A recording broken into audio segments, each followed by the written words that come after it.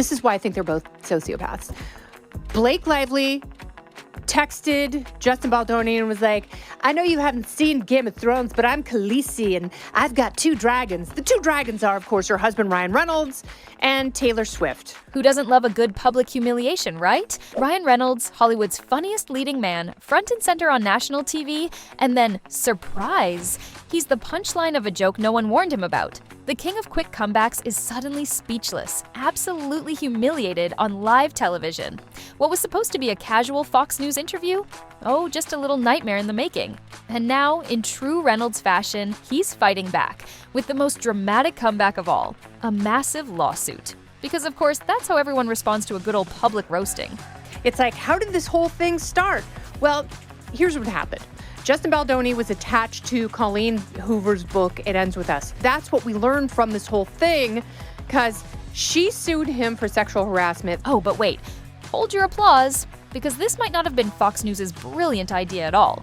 Rumor has it that the true mastermind behind Ryan's glorious public humiliation could be, drumroll please, his very own wife. Yes, folks, Blake Lively, the darling of Hollywood, might just be the villain in this twisted drama. Could it be that she secretly pulled the strings, setting up her husband for a live TV disaster? I mean, why on earth would Blake do something like this to Ryan? Her books are so good you can't put them down. I believe this is her first book that was made into a movie. He read it. He wanted it to be like a serious movie about domestic violence. Oh, we've all fallen for it, haven't we? The easygoing, lovable guy who doesn't take himself too seriously. Classic Ryan Reynolds, right? But what if it's all just a clever act? What if, behind that charming smile and sarcastic quips, Reynolds isn't the laid-back prankster we've been led to believe, but instead a power-hungry control freak who thrives on pulling the strings of everyone around him? Yep, the latest reports are painting a very different picture. Turns out the world is starting to see what it's really like to work with Ryan Reynolds. Spoiler alert, it's probably not all jokes and witty one-liners. And she, along with Sony, she wanted to build her brand, she being Blake Lively, and she wanted to be like florally rom-com. I'm Lily Bloom, and I work at a flower shop. Get it? Oh, you thought this was just about the whole Justin Baldoni feud or Deadpool's supposed downfall? Please. This is way juicier than that. The real bombshell, the story that's been making the rounds, is that Ryan Reynolds allegedly fired his own makeup artist in a fit of rage during the production of Deadpool 2. Yeah, you heard that right. Apparently, the artist had the audacity to be out of the country when a reshoot came up. Shocking, right? I mean, makeup artists tend to work on multiple projects in Hollywood. It's literally part of the job. But instead of, acting like a professional and finding someone else, Reynolds apparently lost his cool. And what did he do? He allegedly demanded the artist return immediately or face the ultimate Hollywood punishment, never working again. Think about that for a second. A makeup artist, one of hundreds in the industry, was suddenly being threatened by one of the most powerful actors in Hollywood, all because they couldn't drop everything for a last-minute request? Seems a little dramatic, no? The sheer arrogance of that move is enough to make your jaw drop. Seriously, who does Ryan Reynolds think he is? A studio executive? The head of a major production company? Since when does an actor have the power to blackball someone from an entire industry over something as minor as a scheduling conflict? Fox executives were reportedly frustrated by his behavior, but guess what? They had no choice but to cave. By that point, Reynolds wasn't just the actor anymore, he had taken near total control of the Deadpool franchise.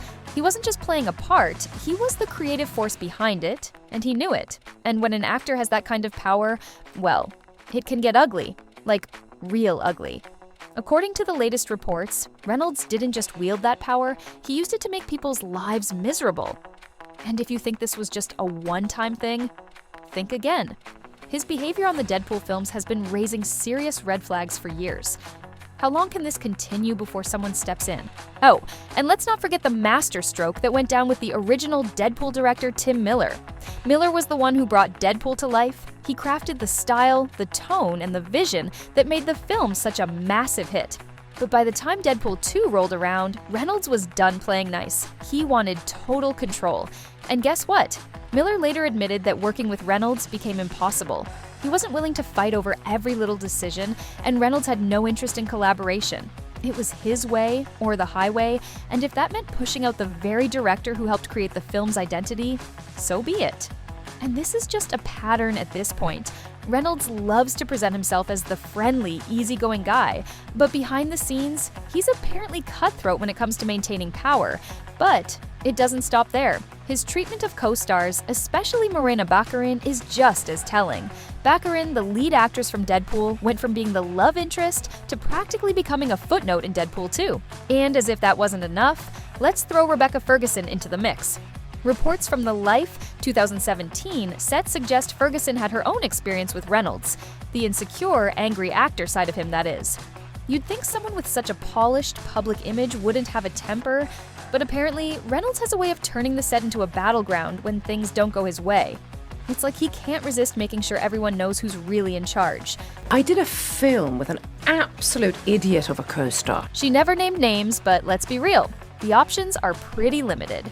Her co-stars in Life 2017 were Ryan Reynolds and Jake Gyllenhaal. Considering Gyllenhaal has never exactly been known for on-set drama, all eyes naturally turned to Reynolds. Ferguson later revealed that her experience with her co-star was so awful that she flat out refused to act directly with him.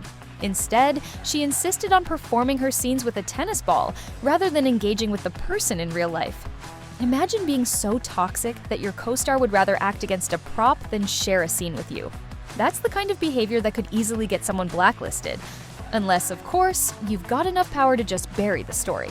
This person couldn't get the scenes out. And I think I was so vulnerable and comfortable that I got screamed at. This person would literally look at me in front of the whole crew and say, "You call yourself an actor, this is what I have to work with. What is this?" The industry is great at protecting its stars, right? Keeping their bad behavior hidden from the public eye for as long as possible. But here's the thing, the truth always comes out. Ryan Reynolds might have spent years crafting this perfect image of himself as the funny, relatable, nice guy of Hollywood, but people are finally starting to see through it. The stories are piling up, the pattern is crystal clear, and his once invincible brand is starting to crack. She got sick of Blake Lively using her for attention and to intimidate people, and Ryan Reynolds, by all accounts, seems like a great guy. He is acting. And if you thought things couldn't get worse, enter the feud with Justin Baldoni. What started as a simple professional disagreement has now exploded into a full-blown industry scandal.